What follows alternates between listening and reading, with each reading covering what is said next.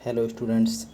आज हम क्विज में यहाँ पर मॉडर्न इंडिया लेके चल रहे हैं, यानी आधुनिक भारत का इतिहास। कौन कौन से एक्ट बने थे, कंपनी का शासन कब हुआ था, सम्राट का शासन कब हुआ था, इस तरह की चीज़ों को लेकर के। तो सबसे पहले हम देखते हैं कंपनी का शासन। कंपनी का शासन 1773 से लेकर 1858 तक इसलिए कहा जाता है क्योंकि इस समय ब्रिटिश कंपनी हमारे यहाँ पर शासन कर रही थी, यानी अंग्रेज जो शासन कर रहे थे वो एक कंपनी के रूप में शासन कर रहे थे, इसलिए उसको ब्रिटिश कंपनी नाम दिया गया है या कंपनी शासन कहा गया है। दूसरा है यहाँ पर सम्राट का शासन। 1858 से लेकर के 1947 तक का सम्राट का शासन कहा जाता है क्योंकि 1857 की जो क्रांति हुई थी, उस 1857 की क्रांति में कंपनी का शासन महारानी विक्टोरिया के हाथों में चला गया और फिर ये सीधा इंग्लैंड से शासन होने लगा, इसलिए इसे सम्राट का शासन कहा जाता है। अब देखते हैं उस समय कौन कौन से एक्ट बने थे जब कंपनी का शासन आया था, यानी अंग्रेज वो ईस्ट इंडिया कंपनी के थ्रू भारत में जब शासन करने लगे थे तो उन्होंने कौन कौन से एक्ट अधिनियम बनाए थे यहाँ के लिए। तो सबसे पहले हम पढ़ते हैं 1773 का रेगुलेटिंग एक्ट। 1773 का जो रेगुलेटिंग एक्ट बनाया था अंग्रेजों ने, उसकी क्या प्रमुख विशेषताएं थी। तो पहली विशेषता हम पढ़ते हैं कि पहली बार कंपनी के जो प्रशासनिक और राजनीतिक कार्य थे उनको मान्यता मिली थी। उसको मान्यता किसने दी थी? ब्रिटेन की सरकार ने। ब्रिटेन की सरकार से उनको मान्यता लेनी पड़ती थी कई चीज़ों में, वहाँ से उनको न्यायिक निर्णय हो या फिर प्रशासनिक निर्णय हो, वहाँ से उनको लेना पड़ता था। अगला है दूसरा, तो दूसरे में है भारत में केंद्रीय प्रशासन की नींव पड़ना, यानी भारत में जो केंद्रीय प्रशासन की जो नींव पड़ी थी वो भी 1773 के रेगुलेटिंग एक्ट के तहत ही पड़ी थी। तीसरा है इस एक्ट के तहत ही बंगाल के गवर्नर को गवर्नर जनरल कहा जाने लगा, यानी किस एक्ट के थ्रू बंगाल के गवर्नर को गवर्नर जनरल के नाम से जाना जाने लगा, तो वो है 1773 का रेगुलेटिंग एक्ट। अगला है 4 पॉइंट नंबर, क्योंकि अब जब बंगाल का गवर्नर गवर्नर जनरल हो गया तो मद्रास और बम्बई के गवर्नर अब इसके अधीन हो गए, यानी अब उनका स्वतंत्र प्रभाव नहीं रह गया था। ये बंगाल वाले जो गवर्नर जनरल थे उसके अधीन आ गए थे। और अगला है इम्पोर्टेंट, 1774 में कलकत्ता में जो सुप्रीम कोर्ट की स्थापना हुई थी वो भी 1773 के रेगुलेटिंग एक्ट के तहत हुई थी, जिसमें उच्चतम न्यायालय खुला था। और उच्चतम न्यायालय मतलब सुप्रीम कोर्ट, जिसमें एक मुख्य न्यायाधीश था और 3 अन्य न्यायाधीश थे। एक मुख्य न्यायाधीश और 3 अन्य न्यायाधीश थे। अगला है कोर्ट ऑफ डायरेक्टर्स, यानी कोर्ट ऑफ जो डायरेक्टर्स था इसके माध्यम से कंपनी पर नियंत्रण सख्त हो गया था। एक कोर्ट ऑफ डायरेक्टर्स बनाया गया था, उस पर वो कंपनी पर कंट्रोल रखता था। उस कारण भारत में राजस्व है, नागरिक और सैन्य मामलों की जानकारी ब्रिटिश सरकार को देना आवश्यक समझा गया था। यानी इसमें से कुछ अब सीधे ही ब्रिटिश सरकार को उन सैन्य मामलों की, नागरिक और राजस्व मामलों की जानकारी देते थे। अगला है 1781 का संशोधन अधिनियम। 1781 के अधिनियम के तहत यहाँ पे कौन कौन से सुधार हुए थे, तो इन सुधारों में सबसे पहले आप पढ़ेंगे 1773 का जो रेगुलेटिंग एक्ट था उसकी खामियों, यानी उसकी जो कमियाँ थी उस कमियों को दूर करने के लिए ये एक्ट लाया गया था। यानी जो 1773 का जो एक्ट था उसकी जो कमी थी उसको सुधारने के लिए ही 1781 का एक्ट लाया गया था। इसलिए इसे बंदोबस्त कानून, यानी इसे एक्ट ऑफ सेटलमेंट के नाम से भी जाना जाता है। यानी क्या कहा जाता है इसे? बंदोबस्त कानून। तो ये 2 पॉइंट हो गए इसमें। अगला है 1784 का पिट्स इंडिया एक्ट पढ़ेंगे हम। 1784 का जो पिट्स इंडिया एक्ट है, इसमें है कंपनी के जो राजनीतिक और वाणिज्यिक जो कार्य थे उनको अलग अलग किया गया था। पहला तो कि कंपनी का जो राजनीतिक कार्य वो अलग होंगे और वाणिज्यिक कार्य वो डिपार्टमेंट अलग होगा। अगला है राजनीतिक मामलों के प्रबंधन के लिए बोर्ड ऑफ कंट्रोल का गठन हुआ, यानी बोर्ड ऑफ, पहले डायरेक्टर्स का गठन हुआ था, अब 1784 के द्वारा बोर्ड ऑफ कंट्रोल का गठन हुआ। तीसरा है पहली बार कंपनी के अधीन क्षेत्र को ब्रिटिश अधीन भारतीय प्रदेश कहा गया, यानी ब्रिटिश भारतीय प्रदेश कहा गया। पहली बार कंपनी के जो अधीन क्षेत्र था उसको पहले थोड़ा स्वतंत्र मानते थे, लेकिन अब 1784 के एक्ट द्वारा भारतीय क्षेत्र को ब्रिटिश भारतीय क्षेत्र कहा जाने लगा, यानी अब ये ब्रिटेन इस पर राज कर रहा है और ब्रिटिश सरकार की ही हुकूमत अब इस पर हावी है। अगला, ब्रिटिश सरकार भारत में कंपनी पर पूर्ण नियंत्रण हो गया, यानी ब्रिटिश सरकार का अब भारत में कंपनी पर पूर्ण नियंत्रण हो गया। यानी अब वहाँ से, यानी इंग्लैंड में बैठी बैठी सरकार हिंदुस्तान में ब्रिटिश ईस्ट इंडिया कंपनी पर पूर्ण कंट्रोल के साथ बैठी हुई थी और पूर्ण नियंत्रण उस पर किया। बात पढ़ेंगे हम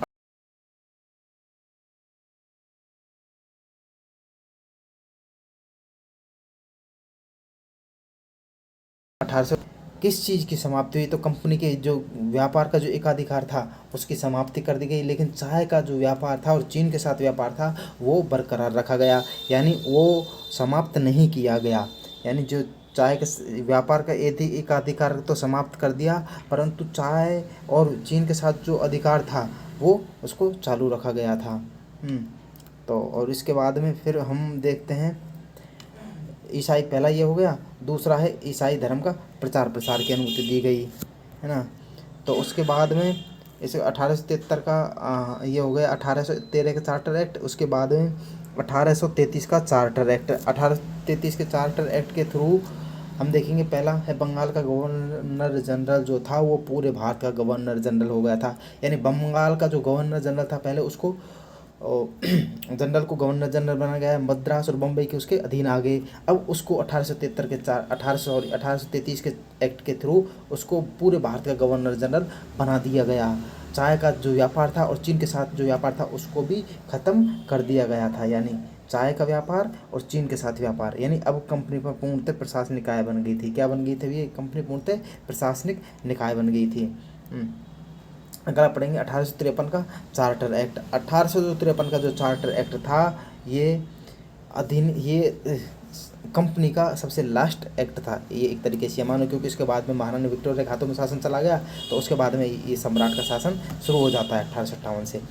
तो 1853 का इन्होंने लास्ट जो एक्ट बनाया उसमें ब्रिटिश संसद किसी भी समय कंपनी का शासन समाप्त कर सकती थी। अब ब्रिटिश संसद इतनी हावी हो गई थी कंपनी पर कि वो किसी भी समय जब चाहे उस समय इस कंपनी का जो शासन था उसको समाप्त करके बागडोर अपने हाथों में लेना चाहती थी, कभी समाप्त कर सकती थी। दूसरा है भारतीय सिविल सेवकों की जो भर्ती थी, जो इंडियन सिविल सर्विस जो IAS के नाम से जो भर्ती होती है जैसे, और उसमें भर्ती में और चयन हेतु खुली प्रतियोगिता है, यानी ओपन कंपटीशन इसमें स्टार्ट हो गया था। यानी जैसे अब जैसे आप एग्ज़ाम देते हो उसमें कोई भी भर सकता है, एग्ज़ाम में कोई फॉर्म भर सकता है, कोई भी एग्ज़ाम दे सकता है। इसी तरीके से उस समय बहुत सारी बंदिशें लगी हुई थी कि सिर्फ इसमें इंडियन नहीं देंगे, सिर्फ इसमें यूरोपियन ही दे सकते हैं। तो इस तरीके से भारतीय सिविल सेवकों की भर्ती और चयन के लिए एक प्रतियोगिता आरंभ की गई थी कि अब इसमें कोई भी भारतीय इसमें आराम से फॉर्म भर सकता है, एग्ज़ाम दे सकता है, इस तरीके से।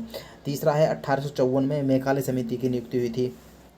जो ये मेघालय समिति का संबंध है वो है भारतीय सिविल सेवा के संबंध में। तो अब क्वेश्चन आ सकता है कि भारतीय सिविल सेवा के से संबंधित 1854 में कौन सी समिति बनी थी? तो वो मेघालय समिति। या मेघालय समिति का संबंध किससे है? तो भारतीय सिविल सेवा के से संबंध का भारत का। बाद में शासन आ गया महारानी विक्टोरिया के हाथों में, तो उन्होंने 1858 में एक अधिनियम पास किया जिसको भारत सरकार अधिनियम कहा जाने लगा। पहले तो एक्ट बोलते थे, अब अधिनियम आ गया ये। अब इसका पहला पॉइंट है कि ईस्ट इंडिया कंपनी के शासन को समाप्त कर दिया गया। जो ईस्ट इंडिया कंपनी का जो शासन था उसको समाप्त कर दिया गया था। और उसके बाद में शासन सीधे महारानी विक्टोरिया के हाथों में आ गया। 1853 चार्टर एक्ट, फिर 1858 का जो है ईस्ट इंडिया कंपनी को समाप्त कर दिया गया, पहले बात। दूसरी बात, महारानी शासन जो मैंने पहले बता चुका हूँ इस बात को कि शासन सीधे महारानी विक्टोरिया के अधीन चला गया था। महारानी विक्टोरिया अब सीधे ही उस शासन को हैंडल करने लग गई थी। तीसरा है गवर्नर जनरल को वायसराय कहा जाने लगा। पहले क्या कहते थे उसको? गवर्नर जनरल, पहले जनरल फिर गवर्नर जनरल, अब उसको वायसराय कहा जाने लगा। तो गवर्नर जनरल को किस अधिनियम के द्वारा वायसराय की उपाधि दी गई? तो भारत 1858 के अधिनियम द्वारा, जो भारत में ताज का प्रत्यक्ष प्रतिनिधि बन गए। यानी अब जाने लगा वो वायसराय पर अधिकार या कंट्रोल सीधा ही वहाँ से महारानी विक्टोरिया का हो गया था। वह जैसा महारानी विक्टोरिया ने कहा वैसा ही यहाँ पर उनको इंडिया में करना पड़ेगा। यानी अब एक कठपुतली की सरकार बन गई थी। अब है पॉइंट नंबर 4, भारत का सचिव और भारत परिषद की स्थापना हुई थी।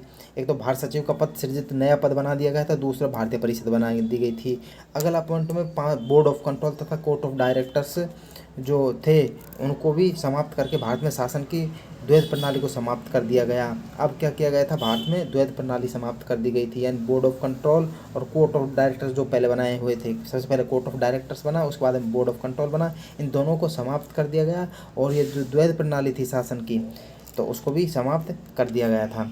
फिर उसके बाद में 1861 का भारत परिषद अधिनियम बनाया गया। अब 1861 के भारत परिषद अधिनियम के तहत का पहला पॉइंट है कि कानून बनाने में भारतीयों को शामिल करने की शुरुआत की गई थी। पहले कानून बनाने में भारतीयों को शामिल नहीं किया जा सकता था, लेकिन अब भारतीयों को शामिल करने की शुरुआत कर दी गई थी। दूसरा है विधान परिषदों की स्थापना, यानी केंद्र और राज्यों में, यानी केंद्र प्रांत यानी राज्यों को, अब पहले प्रांत बोलते थे, अब राज्य बोलते हैं उनको, स्टेट्स हैं, सेंटर एंड से, तो जो सेंटर और स्टेट में विधान परिषदों की स्थापना की गई थी 1861 के अधिनियम द्वारा। उसके बाद में 1852 का अधिनियम लाया गया, यानी जिसको भारत परिषद अधिनियम बोला जाता था। उसमें केंद्रीय और प्रांतीय विधान परिषदों के आकार कार्य क्षेत्र में विस्तार किया गया था, यानी उनकी सीटें बढ़ा दी गई थी, विधान परिषद की सीटें बढ़ा दी गई थी। जैसे केंद्र में जो विधान परिषद जो बैठते थे, उस तरीके से उनकी सीटें बढ़ा दी गई, प्रांतों उनके कार्य क्षेत्र बढ़ा दिए गए थे। और अगला है परिषद के सदस्यों को बजट पर बहस करने का और प्रश्न पूछने का अधिकार मिल गया। जो इसके विधान परिषद के जो सदस्य होते थे, चाहे केंद्र में हो या प्रांत में, अगर भारतीय हैं तो उनको प्रश्न पूछने और बजट पर बहस करने का अधिकार इस नियम के तहत मिल गया था। कौन सा? 1892 के एक्ट के द्वारा। उसके बाद में 1909 का जो सबसे इम्पोर्टेंट है, 1909, और उसके बाद में 1919, और उसके बाद में 1935। सबसे ज़्यादा इंपॉर्टेंट 1909 और 1919 से क्वेश्चन पूछे जाते हैं। तो 1909 का जो अधिनियम है उसको मार्लेमेंटो सुधार कहा जाता है। क्या कहा जाता है? मार्लेमेंटो सुधार किया जाता है, क्योंकि एक उनमें से उस समय भारत सचिव थे और दूसरे जो थे इनमें वो यहाँ के वायसराय थे ना। तो पहली बार इसमें पहला पॉइंट है, इसलिए इसको मार्लेमेंटो सुधार कहा जाता है,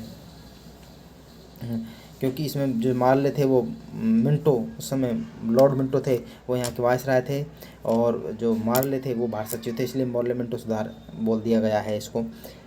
सबसे स्पष्ट बात यह है, इसमें पहली बार वायसराय और गवर्नर की कार्य परिषद में भारतीयों की नियुक्ति का प्रावधान किया गया था कि भारतीयों की नियुक्ति होगी। जो कार्य परिषद उसमें सत्येंद्र प्रसाद सिन्हा को, इनको सबसे पहले प्रथम भारतीय विधि सदस्य बने थे ये इसमें विधान परिषद में। दूसरा है कि मुस्लिमों के लिए इसमें पृथक सांप्रदायिक मताधिकार की स्थापना की गई थी। पहला इसमें सत्येंद्र प्रसाद सिन्हा थे, इनको प्रथम भारतीय विधि सदस्य बनाया गया था, यानी गवर्नर की और वायसराय की कार्य परिषद में भारतीयों की नियुक्ति की गई। दूसरा, मुसलमानों के लिए अलग से मताधिकार की मताधिकार का प्रयोग उन्हें दिया गया था। तीसरा, परिषदों में गैर सरकारी प्रस्तावों को लाने की प्रक्रिया प्रारंभ हो गई थी। अगला है 1919 का भारत सरकार अधिनियम, यानी ये भी फिर वही आ गया, मोंटेगू चेम्सफोर्ड सुधार अधिनियम इसको बोला जाता है। यानी मोंटेगू उस समय भारत सचिव थे और चेम्सफोर्ड उस समय यहाँ पे वायसराय थे, इसलिए इसको मोंटेगू चेम्सफोर्ड सुधार कहा जाता है। इसको दूसरा कहा जाता है भारत शासन अधिनियम 1919। इसमें प्रांतों में द्वैध शासन व्यवस्था लागू की गई तथा प्रांतों को ऊपर केंद्र नियंत्रण में कुछ ढीलापन दिया गया था। यानी सबसे बड़ी इंपॉर्टेंट चीज़ है जो इसमें है, प्रांतों में द्वैध शासन व्यवस्था को लागू करना। दूसरा है इसमें केंद्रीय व्यवस्था दो विभक्त हो गई थी, पहला लोकसभा, दूसरा राज्यसभा। यानी उस समय लोकसभा को भारतीय विधान परिषद बोला जाता था और राज्यसभा को भारतीय राज्य परिषद बोला जाता था। क्लियर? अगला तीसरा पॉइंट है प्रत्यक्ष निर्वाचन, यानी डायरेक्ट आप वोट दे सकते हो। तो प्रत्यक्ष लेकिन लिमिटेड था, वो भी ऐसा नहीं हर कोई वोट दे सकता था, लेकिन प्रत्यक्ष निर्वाचन की शुरुआत हो गई थी। अगला है चौथा, सिखों, आंग्ल भारतीयों, ईसाइयों, यूरोपियों को पृथक निर्वाचन प्रतिनिधि प्रदान किया गया, यानी अब इनको वोट डालने की अलग से इनको अधिकार दे दिया गया था, सिखों को, आंग्ल भारतीयों को, ईसाइयों को, यूरोपियों को। अगला पॉइंट है एक लोक सेवा आयोग का गठन किया गया था। इसके आधार पर ही 1926 में केंद्रीय लोक सेवा आयोग के नाम से गठन हुआ, यानी एक लोक सेवा आयोग गठन हुआ पहली बार। और इसके बाद अगला है कि पहली बार केंद्रीय बजट से राज्य बजट अलग किया गया, यानी केंद्रीय जो बजट था उससे राज्य बजट को अलग किया गया था, यानी सबसे पहले। और राज्य विधानसभाओं को अपना बजट स्वयं बनाने के लिए अधिकृत किया गया था। पहली बार केंद्रीय बजट से राज्य बजट अलग किया गया। और दूसरा है राज्य विधानसभाओं को अपना बजट स्वयं बनाने के लिए अधिकृत किया गया। ये हो गया। अब लास्ट पढ़ो, उसमें 2-3 इंपॉर्टेंट पॉइंट थे, वो आपको शुरू में जो बता दिए थे। अगला है भारत शासन अधिनियम। तो भारत शासन अधिनियम में हम पढ़ेंगे 1935 का भारत शासन अधिनियम। इसमें 1935 के जो भारत शासन अधिनियम, इसमें पहला पॉइंट है, इसमें 321 धाराएं, 10 अनुसूचियाँ थी, जिसमें अखिल भारतीय संघ की स्थापना तथा प्रांतों को स्वशासन का अधिकार दिया गया था। दूसरा, संघ संवर्ती तथा राज्य सूची का अधिकार पर शक्ति विभाजन किया गया था, यानी अब इसमें 3 सूचियाँ हो गई थी, संघ सूची, राज्य सूची और संवर्ती सूची हो गई थी। तीसरा है प्रांतों में द्वैध शासन को समाप्त कर दिया गया था, जबकि केंद्र में प्रांतों में द्वैध शासन समाप्त हो गया। और जबकि केंद्र में द्वैत शासन प्रणाली की शुरुआत की गई थी। जबकि 1919 में प्रांतों में द्वैत शासन लागू किया गया था। अब इसमें 1919 में समाप्त कर दिया गया, 1909 में चालू किया गया। और 1919 में केंद्र 1919 नहीं 1900 ये थोड़ा सा वो हो गया है। 1909 में इसको प्रांतों में द्वैत शासन शुरू किया, तो अब 1935 में इसको समाप्त कर दिया गया था। जबकि केंद्र में द्वैत शासन प्रणाली की 1935 के अधिनियम द्वारा ही शुरुआत की गई थी। अगला दलित जातियों, महिला, मजदूरों के लिए अलग से निर्वाचन की व्यवस्था की गई थी, यानी इसमें दलितों को निर्वाचन व्यवस्था का अलग से व्यवस्था की गई थी। अगला है 1858 कानून स्थापित करके भारत परिषद की समाप्ति की गई थी, यानी 1858 जो कानून था उसके द्वारा भारत परिषद की स्थापना की गई थी। 1937 में संघीय न्यायालय की स्थापना की गई। 1935 में आरबीआई की स्थापना की गई। यूपीएससी, पीएससी तथा जॉइंट पीएससी की स्थापना 1935 के अधिनियम द्वारा की गई, ये याद रखना है। भारतीय स्वतंत्रता अधिनियम 1947 सबसे लास्ट का है, इसके द्वारा भारत को आज़ादी मिली थी। इसमें 2 डोमिनियन भारत संपन्न हो गई, यानी पहला था भारत और दूसरा था पाकिस्तान। तो ये भारत और पाकिस्तान ये थे, ये हो गया। लॉर्ड माउंटबेटन नए डोमिनियन में भारत के प्रथम गवर्नर जनरल बने थे यहाँ पर, और नेहरू को प्रथम पीएम के रूप में माउंटबेटन ने शपथ दिलाई थी। तो इस तरीके से ये आपका चैप्टर कंप्लीट होता है। अब नेक्स्ट सेशन मिलेंगे क्विक रिवीजन के साथ में, तब तक के लिए थैंक्स।